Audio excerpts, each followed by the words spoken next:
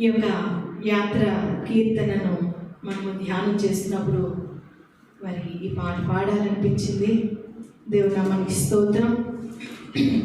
ఈ యొక్క వాక్య భాగాలు 2 నిమిషాలు మనం ధ్యానం చేసుకుందాము.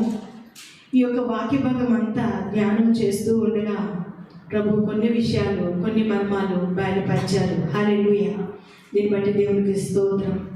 ఈ యొక్క యాత్ర కీర్తనలో మరి ఎలాంటి వారికి ఇది వర్తిస్తుంది, ఎలాంటి వారు ఇలాంటి యాత్ర పాటలు పాడుకుంటూ ఆ యొక్క మరి సియోనుకు తిరిగి వెళ్తారు అని చూసుకుంటున్నప్పుడు దేవుని బిడ్డలారా, మామూలుగా మనము వాక్యాలు చదవటం, ఒక క్రైస్తవ జీవితం జీవించటం వేరు. కానీ దేవుని వాక్యంలో మునిగి తేలుతూ ఆ యొక్క లైఫ్ ఎక్స్పీరియన్స్లో మరి దేవుడు ఇచ్చే ప్రతి కార్యాన్ని చేసుకుంటూ ఎదురొస్తున్న ప్రతి కష్టాలని దాటుకుంటూ ముందుకు వెళ్ళిపోతున్న వారికి ఈ ఆనందయాత్ర, ఈ కీర్తన చాలా సూటబుల్గా ఉంటుంది. హల్లెలూయా. ఎందుకు ఇలా చెప్తున్నానంటే, ఈ యొక్క యాత్ర కీర్తనలో ఎక్స్పీరియన్స్డ్ పర్సన్స్ ఎవరు, ఎక్స్పీరియన్స్డ్ పర్సన్స్ ఎవరు అని మనం చూసుకుంటున్నప్పుడు, ఎప్పుడైతే యేసు ప్రభుని రక్షకుడిగా తీసుకుంటారో, ఎప్పుడైతే యేసు ప్రభువే దేవుడని నమ్ముతారో, వారు ఈ లోక యాత్రలో ముందుకి నడుస్తూ ఆ యొక్క కానానికి చేరే వరకు ముందుకి నడుస్తూ ఉన్నప్పుడు వారు ఎదుర్కొన్న కష్టాలు, బాధలు, ఇబ్బందులు, వీటన్నిటినీ అధిగమించి వారు ఎప్పుడైతే ముందుకు నడుస్తూ ఉంటారో వారు ఈ యొక్క యాత్ర కీర్తనని పాడుకుంటూ వెళ్తారు. వారు ఇలాంటి యాత్ర కీర్తనలో ఆ అనుభవంలోని నడుస్తూ ఉంటారు. హల్లెలూయా. మరి అంత చక్కటి ఈ యొక్క కీర్తనని ప్రభువు మరి ఈరోజు నేను మాట్లాడడానికి దేవుడు నాకు ఇచ్చిన ఈ యొక్క సమయాన్ని బట్టి దేవునికి వందనాలు. హల్లెలూయా. ఈరోజు యూట్యూబ్లో వింటున్న ప్రతి బిడ్డలు, మా యొక్క సంఘస్థులు, మా ఫ్రెండ్స్, సమస్తమైన వారిని దేవుడు ఆశీర్వదించుదురు గాక. ఎందుకంటే ఈ యొక్క యాత్ర కీర్తనలో మనం అందరము రక్షణ పొందుకొని ముందుకు కొనసాగిపోతున్న జీవితాలు మనవి. రక్షణ పొందుకొని ముందుకి కొనసాగిపోతున్న జీవితాలు. మరి రక్షణ పొందుకుంటే సుఖ సంతోషాలు ఉండాలి, ఆనందం ఉండాలి. మరి ఈ రక్షణ పొందుకుంటే జీవితంలో ముందుకి మరి ఇంకా ఏం చేద్దామో ప్రభు కొరకనే ఆశ ఉండాలి. కానీ దేవుని బిడ్డలు చాలా మందికి, అంటే ఇశ్రాయేలీలకు మరి ఐగుప్తులో వారు బానిసత్వంలో ఉంటున్నప్పుడు, వారు దాసత్వంలో ఉంటున్నప్పుడు, వారు చెరలో ఉంటున్నప్పుడు మరి వారు పొందిన కష్టాలు, వారు ఎంత బాండేజెస్లో ఉన్నారంటే వారికి సమయానికి ఆహారం దొరికేది కాదు. నీళ్లు తాగుదాం అంటే కూడా తాగుతున్న నీటి గ్లాసును కూడా నోటి నుంచి తీసి బయట విసిరేసేవారంట. చేతి వరకు, నోటి వరకు ఆహారం వస్తున్నా కూడా కడుపు నిండా అన్నం తినే మరి ఇది లేదన్నమాట, ఛాన్స్ లేదు వాళ్ళకి.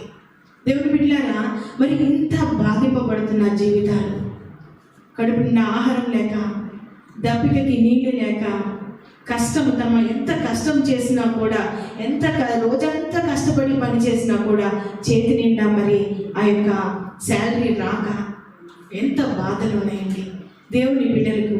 దేవుడు మరి దేవుని నమ్ముకొని మరి మా దేవుణ్ణి ఆరాధిస్తున్న ప్రతి బిడ్డలకి ఇన్ని కష్టాలు, ఇన్ని ఇశ్రాయేలుకి.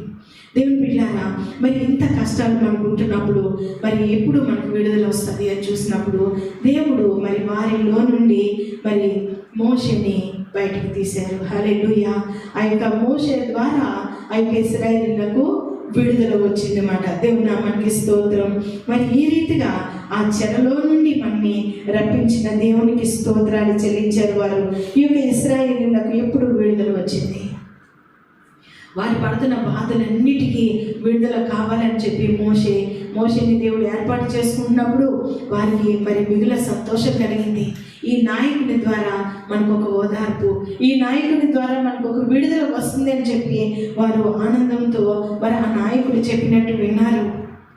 మరి దేవాది దేవుడు ఆయన ప్రణాళిక చెప్పిన ఈ యొక్క ఇశ్రాయేలీయుల్ని ఐగుప్తు దేశం నుండి ముందుకు నడిపిస్తున్నప్పుడు వారికి ఎలా ఉందంటే ఒక కలలాగా అనిపించేసిందట. 2వ వచనం చూడండి. వాళ్ళకి ఒక డ్రీమ్ లాగా అనిపించిందట. ఇంత భయంకరమైన కష్టాలేండి, రోజు గడవట్లేదు, ఈ యొక్క శరీరం బాగా కృషించిపోతుంది, బాగా బలహీనమైపోతుంది. మరి భయంకరమైన శోధనలు, ఆటంకాలు, చీకటి ఉచ్చులలో పడి ఉన్నవారు, బంధకాలలో పడి ఉన్న వారికి మరి అకస్మాత్తుగా ఆ యొక్క దైవజనుడు మోషే ద్వారా ఒక గొప్ప విడుదలని దేవుడు ఇచ్చాడు. హల్లెలూయా! గొప్ప విడుదల. ఇంక నువ్వు కష్టపడక్కర్లేదు, ఇంకా నువ్వు ఆ యొక్క బందికానలో ఉండక్కర్లేదు, ఆ చెరలో నువ్వు ఉండక్కర్లేదు, ఈ వ్యాధి నిన్ను అంటదు, ఈ బాధలు నీకు ఇంక ఉండవు. నీవు నిత్యము సంతోషంగా ఉండే ఆ యొక్క ప్రయాణం సియోనుకు నేను తీసుకువెళ్తాను, నేను తీసుకువెళ్తానని చెప్పి మరి ప్రభు మాట్లాడాడండి. దేవుడు నామానికి స్తోత్రం. మరి అలాంటి పరిస్థితిలో ఆ యొక్క ఇశ్రాయేలు జనానికి ఎలాంటి ఎక్స్పీరియన్స్ వచ్చిందంటే ఒక డ్రీమ్ లాగా అనిపించిందని, ఒక కళలాగా. ఎంతగా కష్టపడుతున్నాం మనము, అలసిపోయిన మనకి మరి రాత్రులు పడుకున్నప్పుడు కూడా ఈ యొక్క అలసట వల్ల శరీరం ఏంటంటే గాఢ నిద్రలోకి వెళ్ళిపోద్ది. ఆ గాఢ నిద్రలో కూడా మరి అకస్మాత్తుగా ప్రభు వచ్చి నేను ఆ యొక్క పరమ కానానికి తీసుకెళ్తానన్నప్పుడు ఉలిక్కి పడతాం కదా, నిజమా? ఇంత రెస్ట్ నాకు దొరుకుతుందా, ఇంత రెస్ట్ నాకు దొరుకుతుందా అని చెప్పి ఆశ్చర్యపోతాం అన్నమాట. వాళ్ళు ఎంత సంతోషపడ్డారంటే చూడండి, ఇక్కడ 5వ వచనం 6వ వచనం చూసినప్పుడు కన్నీళ్లు విడిచారంట. వాళ్ళకి వచ్చిన డెలివరెన్స్కి కన్నీళ్లు విడిచారంట. అయ్యా నీవు నాకు ఇచ్చిన విడుదల బట్టి వందనాలు తండ్రి అని దుఃఖపడ్డారంట, ఏడ్చారంట. దేవుని బిడ్డలారా, మన జీవితంలో కూడా గొప్ప విడుదల దేవుడు ఇస్తున్నాడు, గొప్ప విడుదల ఇస్తున్నాడు. నీవు భయపడనక్కర్లేదు, నీవు దిగులు పడనక్కర్లేదు.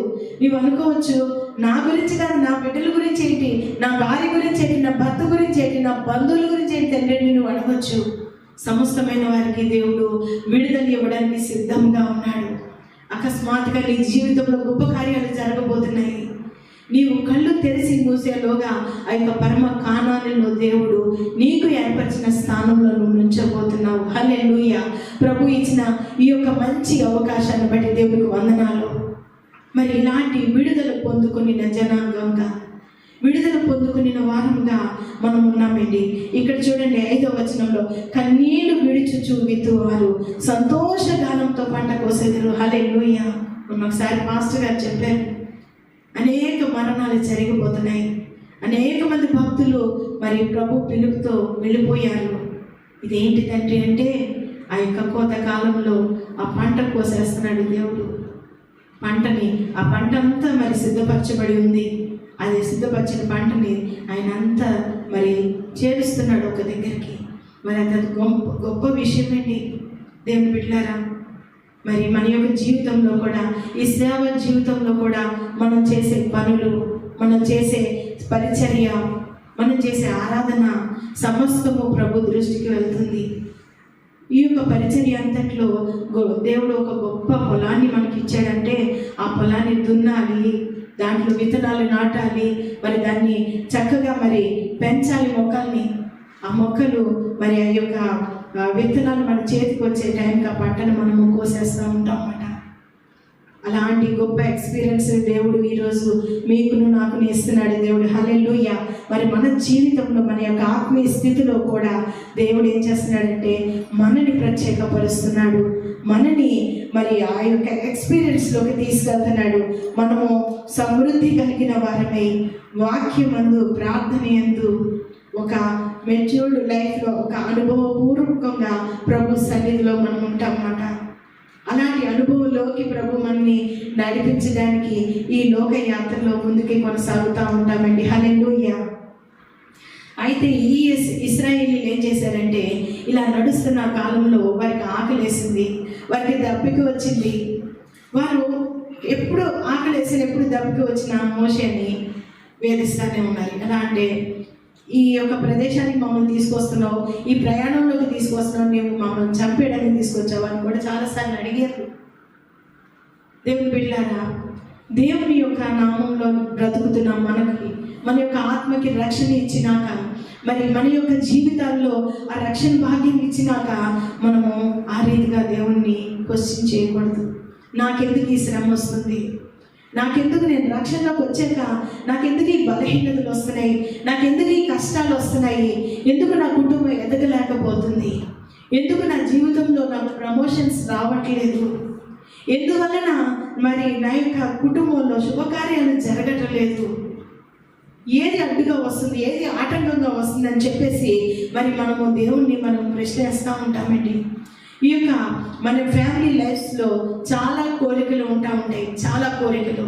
మనం అనుకుంటాం, ప్రభువా ఇవన్నీ తీరిపోతే నేను నీ దగ్గరకు వచ్చేస్తాను తండ్రి, నా బిడ్డలందరికీ న్యాయం చేసేస్తే నేను నీ దగ్గరకు వచ్చేస్తానయ్యా, ఇదిగో నా పరిచర్య అంతట్లో నువ్వు చేయాలిస్తే నేను నీ దగ్గరకు వచ్చేస్తాను తండ్రి. ఇదంతా మన ప్రణాళిక.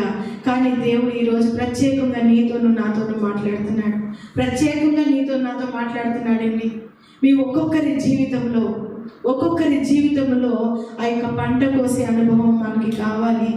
ఆ కోత కాలంలో నీవు కన్నీరు విడిచి ప్రభు సన్నిధిలో సంతోష గానాలతో దేవుని స్తుతించే అనుభవం నీకు కావాలి.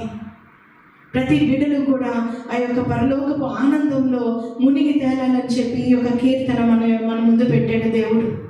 ఇదిగో చూడండి, దేవుని యందు మారు మనసు పొందుకొనిన వారు. ఇక్కడ ఒక వాక్యం చెప్తాను. కొరింథీయులకు రాసిన 2వ పత్రిక 7వ అధ్యాయము 9వ వచనం. 2 Corinthians 7:9. మీరు దుఃఖపడితిరని సంతోషించడం లేదు, కానీ మీరు దుఃఖపడి మారు మనసు పొందితిరని ఎప్పుడూ సంతోషించుచున్నాను. చూడండి, అపోస్తలుడైన పౌలు ఇప్పుడు సంతోషించుచున్నాను. మరి ఈ యొక్క మాటలో మనం దుఃఖపడుతున్నాము, మనము ఈ యొక్క ఫిజికల్గా మనము భారంతో ఉన్నాము, దుఃఖపడుతున్నాము అనే విషయాలు కాదు. కానీ మనలో మారు మనసు వచ్చి ఆ మారు మనసుతో వచ్చిన దుఃఖము, మారు మనసుతో వచ్చిన కన్నీరు, మారు మనసుతో వచ్చిన ఒక పశ్చాత్తాపాన్ని ప్రభు కోరుకుంటూ ఉంటాడండి. ప్రభు కోరుకుంటాడు. ఈ యొక్క కీర్తనలో అలాంటి వారు ఈ ఆనంద కీర్తన పాడతారంట. అలాంటి వారికి ఈ కీర్తన వర్తిస్తుందన్నమాట. హల్లెలూయా. అలాంటి వారంట వారి కలకనిన వారుగా ఉంటారంట. నోటి నిండా వారికి నవ్వు ఉంటుందంట. చూడండి, ఈ లోకానుసారంగా చాలా మంది నేను అబ్జర్వ్ చేస్తూ ఉంటాను. చాలా రియాక్షన్స్ వస్తూ ఉంటాయి ఫేస్లో. కోపం వస్తుంది, పగ వస్తుంది, ప్రతీకారాలు వస్తాయి, ఓర్వలేనితనం వస్తుంది, లేదంటే అసంతృప్తి వస్తుంది.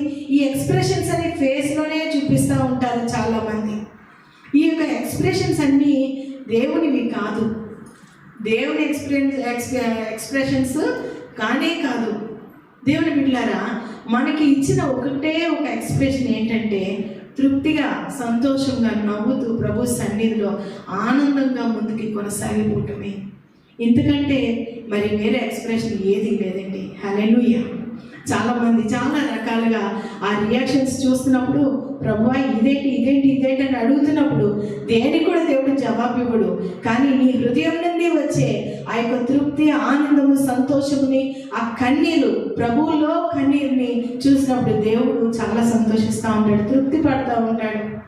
దేవుని బిడ్డలారా, మనకున్న ఎక్స్ప్రెషన్స్, మనకున్న దుఃఖము, మనకున్న భారాలు అది లోకానుసారమైనవి అయితే వాటి నుండి బయటికి రండి. వాటితో మనకి పని లేదు. ఆ యొక్క మరి మంకు వైఖరితో మనకి పని లేదు. ఈ లోకపు తలంపులతో మనకి పని లేదు. దేవుని యొక్క వాక్యంలో దేవుడు మరి ఏ రీతిగా నిన్ను రక్షించాడో, ఏ రీతిగా నేను ముందుకి కొనసాగిస్తున్నాడో, ఎలాంటి పరిచర్య నీకు ఇచ్చాడో, ఎలాంటి స్థానంలో నిన్ను నిల్చోబెట్టాడో దానికి నువ్వు కృతజ్ఞతగా ఉండాలండి. దానికే కృతజ్ఞతగా ఉండాలి. దేవుని నామానికి స్తోత్రం. ఇక్కడ 5వ వచనం 6వ వచనంలో చూసినప్పుడు అలాంటి కృతజ్ఞత కలిగిన వారు కన్నీళ్లు విడుచుచు విత్తుతూ సంతోషగానంతో పంటలకు వస్తారంట. హల్లెలూయా. ఆ అనుభవం వేరండి, ఆ ఎక్స్పీరియన్స్ వేరు. ప్రభువులో ఆనందం అది. ఆ కన్నీరుకి మరి ఈ లోకపు కన్నీరు కాదు, ఊరికనే కళ్ళంటే నీరు పెట్టుకునేది కానే కాదు. ప్రభువులో ఆ యొక్క విత్తనాలు విత్తుతూ సంతోష గానముతో పంటలు కోస్తూ ఉంటారు. మనకి ఎంత కష్టం ఉన్నా కూడా ఒక తృప్తి, ఒక సంతోషం. ఎందుకంటే నా ప్రభువు నన్ను చూస్తున్నాడు. నేను ఆ యొక్క మరి సియోనుపురానికి నేను వెళ్ళిపోతున్నాను, మరి ఆ యొక్క డెస్టినేషన్కి నేను చేరబోతున్నాను. కాబట్టి దేవా నీకు స్తోత్రం అని చెప్పి మనం చెప్పాలన్నమాట. ఈ దినాన్ని బట్టి వందనాలయ్యా, స్తోత్రం. ఇదిగో ఈ పని నాకు ఇచ్చినందుకు వందనాలు. ఈ పనిలో నాకు కష్టం ఉన్నా కూడా ఆ కష్టంలో నీవు నన్ను చూస్తున్నందుకు వందనాలు. నీవు నాకు ఇచ్చిన జీతాన్ని బట్టి వందనాలు, నా బ్రతుకుని బట్టి వందనాలు, నా బిడ్డలను బట్టి వందనాలు. అయ్యా నా ప్రభా, ఈ లోక యాత్రని నేను ముగించుకొని నీ దగ్గరికి వచ్చినంత వరకు నీకు స్తుతులు చెల్లిస్తూ వస్తానయ్యా అని చెప్పి ఒక నిర్ణయంతో దేవుడు మనని నడిపించాలండి. ఆఖరి వచనం చూసుకుందామండి. పిడికిడి విత్తనములు చేత పట్టుకొని ఏడ్చుచూ పోవు విత్తువాడు. ఎంత కష్టం ఏడ్చుచూ విత్తుతున్నాడంట. ఈ ఆత్మలు రక్షింపబడాలి, కఠినమైన మనుషులు హృదయాలు కరిగిపోవాలని చెప్పి దేవుని భక్తులు ప్రయాసపడుతున్నారు. యేసయ్య చెప్తున్నాడు కదా, మరి ఆయన నామమున నశించిపోతున్న వారిని అందరినీ వెతికి రక్షించుటకు యేసయ్య ఈ లోకానికి వచ్చారండి. ఆయన ఎంత పరిచర్య చేశారు, ఎంత ఘోరమైన పాపిని కూడా ఆయన క్షమించి పైకి లేపాడండి. అంత ప్రయాస, పరిచర్యలో అంత ప్రయాసం మనకి కావాలి. మరి ఆ యొక్క కన్నీళ్లు విడుచుచు ఆ విత్తనాలు చేతితో పట్టుకొని, అయ్యా నీవు నాకు ఇచ్చిన యొక్క వాక్యమును బట్టి వందనాలు అయ్యా, ఈ వాక్యం ద్వారా నేను రక్షింపబడ్డానయ్యా. ఇదిగో ఈ పరిచర్య ద్వారా ఇతరులు రక్షింపబడుటకు అయ్యా నేను ప్రయత్నం చేస్తున్నాను తండ్రి. ఇదిగో నా ప్రభువా, నాకు శక్తిని అయ్యా, నాకు బలాన్ని తండ్రి అని చెప్పి ముందుకి కొనసాగిపోతున్న వారు సంతోషగానములు చేస్తూ ఆ పనులన్నీ మోసుకుంటూ ముందుకు వెళ్ళిపోతానంటండి. హల్లెలూయా, హల్లెలూయా. దీనికి ఈ యొక్క మాటలకి అది అర్థం. దేవుని బిడ్డలారా, అంత గొప్ప పరిచర్య, అంత గొప్ప బహుమానము దేవుడు మనకి ఇస్తున్నాడండి. అంత గొప్ప పరిచర్యలో దేవుడు మనం ముందుకు తీసుకెళ్ళిపోతున్నాడండి. మనం వెనుకకు చూసేవారం కాదు, వెనుకకు వెళ్ళేవారం అసలు కాదు. మనకి ఇచ్చే పరిచర్యలో ఆ కానానికి వెళ్ళినంత వరకు ముందుకి కొనసాగిపోయేవారుగానే మనం ఉంటాము. దేవుని బిడ్డలారా, దేవుడు అనుగ్రహించిన యొక్క మంచి వాక్యాన్ని బట్టి దేవునికి వందనాలు. నీ జీవితంలో ఒకవేళ బాధలు ఉన్నాయేమో, ఇబ్బందులు ఉన్నాయేమో, ఇదో ప్రభు సన్నిధికి రండి, ప్రభు సన్నిధిలో ఒప్పుకోండి. ఒకవేళ మనలో వ్యతిరేకమైన ఆత్మ, ఆ యొక్క దురాత్మ ఏం చేస్తుందంటే నువ్వు చేసేది కరెక్ట్ అని చెప్తా ఉంటుంది. ఆ సాతాను ఏం చేస్తుందంటే నిన్ను డీవియేట్ చేస్తూ ఉంటుంది. దేవుని బిడ్డలారా, వాక్యంను మోసుకుంటూ వాక్యానుసారముగా దేవునిలో నువ్వు ముందుకు వెళ్ళిపోతున్నప్పుడు సాతాను నీ దగ్గరికి రాలేదు. సాతాను నిన్ను డీవియేట్ చేయలేదు. కాబట్టి నీకు దేవుడిచ్చిన యొక్క పరిచర్య, నీకు దేవుడిచ్చిన యొక్క మారు మనసు, పశ్చాత్తాపము, నీకు దేవుడిచ్చిన యొక్క భాగ్యాన్ని పదిలంగా పట్టుకొని ముందుకు కొనసాగండి. మీ కుటుంబాల్లో గొప్ప విడుదల ఇస్తాడు దేవుడు. నీ యొక్క శరీరంలో గొప్ప విడుదల ఇస్తాడు. ఆ యొక్క బలహీనతలన్నీ పారద్రోలుతాడు దేవుడు. దేవుడు నిన్ను గొప్పగా ఆశీర్వదించి నిన్ను ఆ యొక్క ఇశ్రాయేలు జనాంగం సియోనుకు ఆ చెరలో నుండి విడిపింపబడి సియోనికి ఎలా చేరారో ఆ రీతిగా మనలో కూడా దేవుడు ఆ పరమకానానికి తీసుకెళ్తాడండి. అందుకని దేవుడిని స్తుతిద్దాము. చిన్న ప్రార్థన చేసుకొని ఈ యొక్క వాక్యాన్ని నేను ముగిస్తున్నానండి. చిన్న ప్రార్థన చేసుకుందాం. హల్లెలూయా, హల్లెలూయా. స్తోత్రం నైనా మహాపరిశుద్ధుడా, నా గొప్ప తండ్రి యేసయ్యా, పరమ కానానుకు మమ్మల్ని నడిపిస్తున్నావు. అనుభవం లేని వారుగా కాకుండా వాక్యాన్ని హత్తుకొని ఆ విత్తనాలు పట్టుకొని సంతోషంతో తండ్రి కన్నీరు కారుస్తూ నీ సన్నిధిలో ముందుకి కొనసాగిపోతూ నైనా నేను మాకు ఇచ్చిన యొక్క పరిచర్యను బట్టి స్తుతులు చెల్లిస్తూ ఆ యొక్క వాక్యాన్ని హత్తుకొని నైనా తండ్రి మేము ఆ యొక్క పంట కోసిన వారిగా తండ్రి మేము తండ్రి ఎదుగుటకు నీ కృపను దయచేయండి. అయ్యా, వాక్యం విన్న ప్రతి బిడ్డని తండ్రి ఆశీర్వదించండి. వారి యొక్క భవిష్యత్తులో నా ప్రభు వారి జీవితంలో ఇంకనూ లోకానుసారమైనవి ఏమన్నా ఉన్నట్లయితే వాటిని పూర్తిగా తీసివేసి మేము పరలోకపు వాసులుగా తండ్రి నా ప్రభ పరలోక రాజ్యానికి నడిచేవారుగా తండ్రి మమ్మల్ని పూర్తిగా మలుచుకోమని తండ్రి వాక్యంను విన్న ప్రతి బిడ్డని బహుగా దీవించి నా ప్రభు నీ సన్నిధిలో బలపరచమని క్రీస్తు పరిశుద్ధ నామాన్ని వేడుకొంచున్నాము తండ్రి. ఆమేన్.